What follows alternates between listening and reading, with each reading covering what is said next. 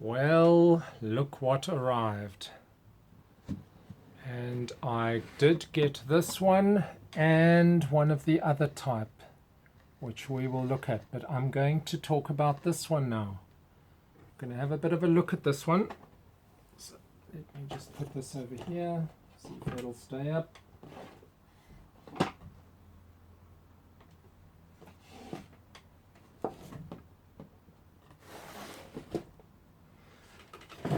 So this will basically be a impressions. Let's start with that. Okay, so now this is a little bit of a fuller sheet than I was expecting, because the box art looks quite bland with that Vietnam color scheme, but not bad at all. Can't complain. I don't get the impression of that thick decal, so I'm not sure why the motorbikes have got those thick decals and this one looks a lot more acceptable. Or is that thick decal only when it's what's that other company that makes it? Can't remember now. My memory's finished. Not a bad little instruction booklet, not a 4 chapters thick type of book that Airfix gives you. This is how am I going to show this to you? So we've got Japanese and English, a little bit of an overview. We have got, I actually do like these instructions, the style. I like this more than Airfix. I don't like that grey, that overwhelming grey and red style of Airfix. And this is really not complicated at all. They do give a couple of little screws. Do you see here? There. So you've got a few screws and they give you this little Tamiya screwdriver that you're used to for the motorbike. So anyway, not bad little instruction booklet. And my first impression as I was looking at this was not overly packed in and jammed in. It's not a ridiculously full set.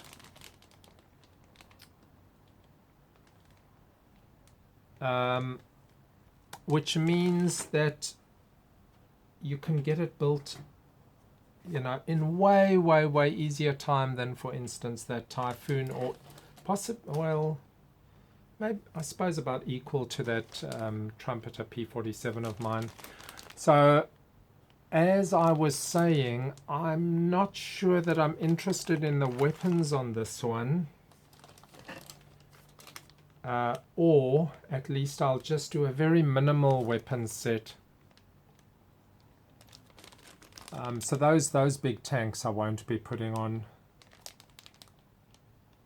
And of course, one of the first things I'm going to be looking at is those exhaust outlets, to get an idea of the mod that I can do to get them to fit better. Of course, one of the options is just to take the ones off that Revell kit, which I showed you the other day, the built one. By the way, I still haven't found that for my 1/48th kit. That little piece. So that 48th kit has sort of come to a standstill just for that reason. Although I can technically do painting. So the little screwdriver was in here, which I thought was rather stupid. You go to the trouble of packaging this all nicely, and then you put the one metal part, which could scratch something, into this. Anyway, doesn't look scratched, looks fine. The clear parts,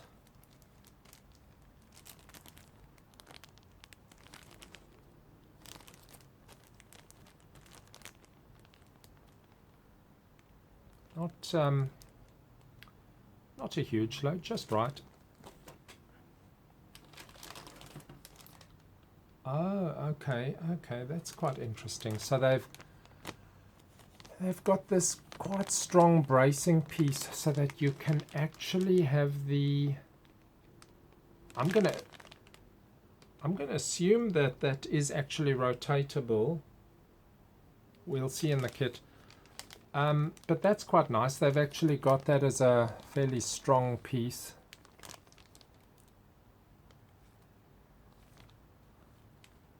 With the upper surfaces there.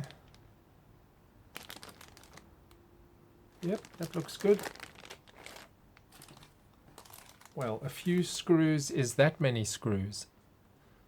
But they're much bigger than the motorbike screws.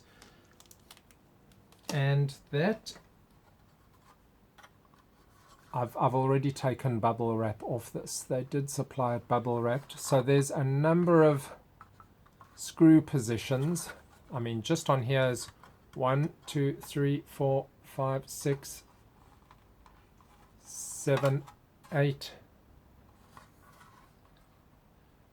So this, your strength on attaching things here looks to be pretty good. It's not going to drop apart.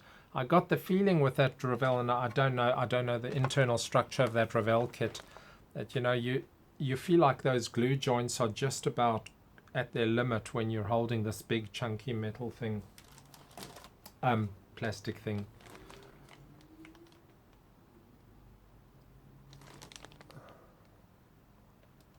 This is going to be quite a nice size model.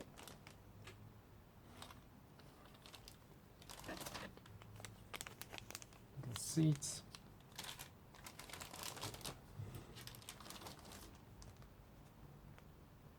Okay, so my first impression is I like the number of parts. It's sort of just right. It's not over the top. This is, by the way, those intakes which supposedly don't fit very well, so that'll of course also be an initial test fitting, which I will do in a video. I'll just check that out. See, they've gone to quite nice trouble to sort of protect some parts of the model. So the number of parts I think is good. This is very nice, of course, so you don't have a join to do on there. That looks very nice to me. Sink marks, there are sink marks, but they're in, it's like under there, so that's good. Is there any blemish that I can see on this fuselage?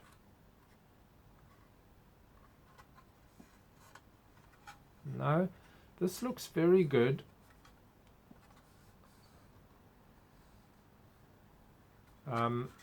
Surface wise, this is really top notch.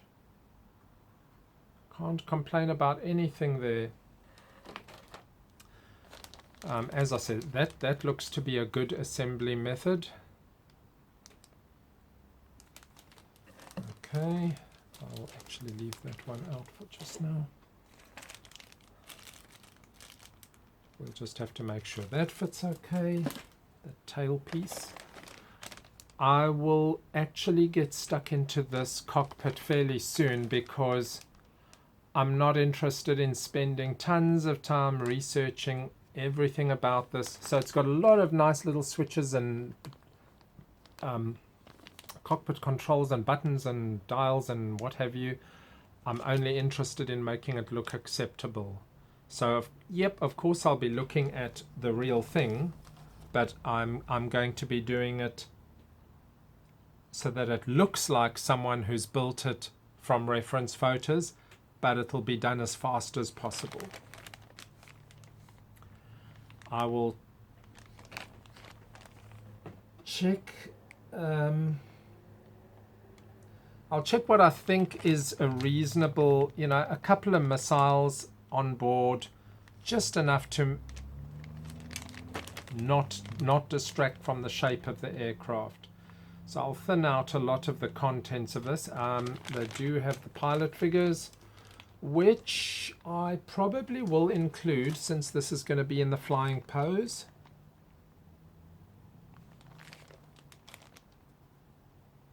So this entire sprue of the weapons, I don't know. You can give your comments. What do you think? You know, it'll obviously look nice with all of these bombs.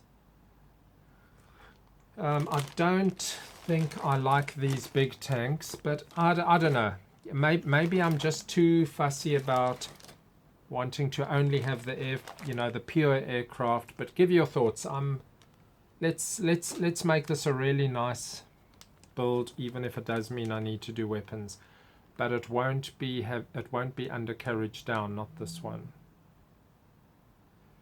And of course I do need to do the mods on the fuselage to make things fit. I think it's these, it might be these things. I'll have to do test fits to see, but I think I saw these being removed. And look at that very nice strengthening piece for ensuring that the fin is on really well. Oh, okay. So that has got a screw on there right at the point, and I'm not really seeing rotating bits, so it might just be a fixed position horizontal stabilizer. And it's and judging by these screws, the wings will be on really, really well.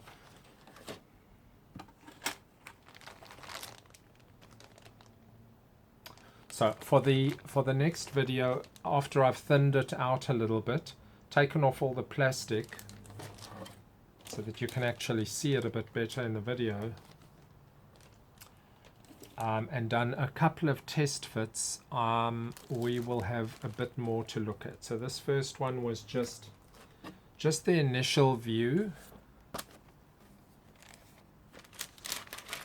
And I'm guessing that I'm going to just do it exactly as per the box, these decals. I don't know if they offer a... there was no choice with this, was there? There was just, that's the scheme, I think.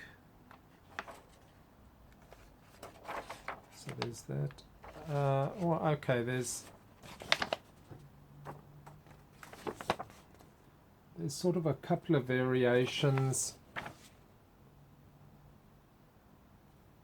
of essentially the same thing.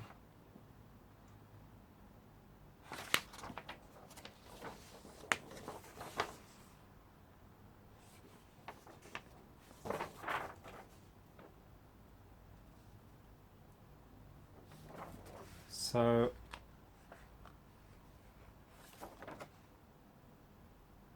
I mean, I don't have any particular favorite amongst them, and I'm not sure that anything is mildly more colorful than the rest. You know, slight different unit markings. You know, for instance, one gets those little ones on, but really, it's not a big deal. It looks like one of them has got some kill, or at least one kill maybe, but I'm not fussy about that at all. So in the end, I'll just choose whatever looks reasonable. I don't know what's the difference between the C and D at this point.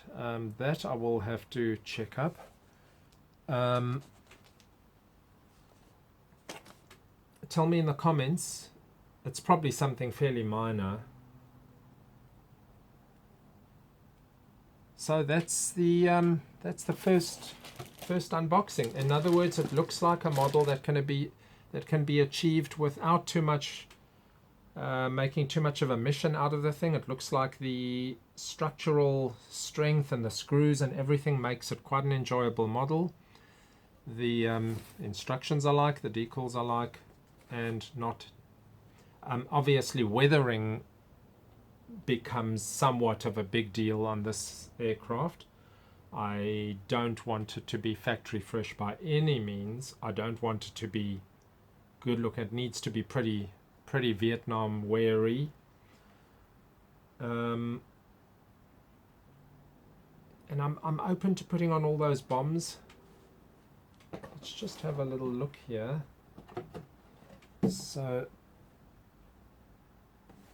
got that on the side.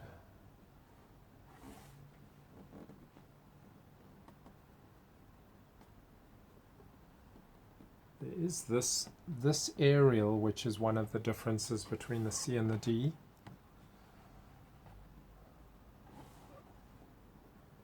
I do rather like that load. That could grab me. Although I just need to wonder if it distracts from the aircraft shape too much. But I mean, that. Well, oh, okay, that one has got the big tanks on as well. Okay, give your thoughts. I will do a bit of opening tonight. Oh, I forgot to do this. One last thing to do. So that was this little box, which contains tires at the least, which I won't be using on this one. They are nice little rubber tires. What else do we have in there? Metal undercarriage legs. Let's just open that a bit quick.